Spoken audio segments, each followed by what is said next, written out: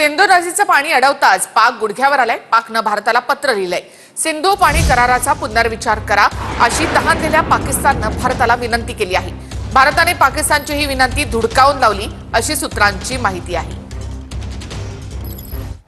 सिंधू पाणी करार स्थगितीवरून पाकला धडकी भरली।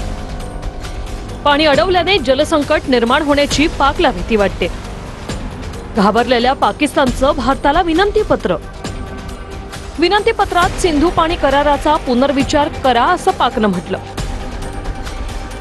पहलगाम हल्ल्यानंतर भारतानं सिंधू पाणी करार स्थगित केला। सिंधू नदीवर पाकिस्तानचं जवळपास 80% कृषी क्षेत्र अवलंबून आहे। त्यामुळेच पाणी न मिळाल्यास पाकला जलसंकट निर्माण होण्याची भीती वाटते। भारतानं पाकिस्तानची सिंधू पाण्यासाठीची विनंती धुडकावून लावली।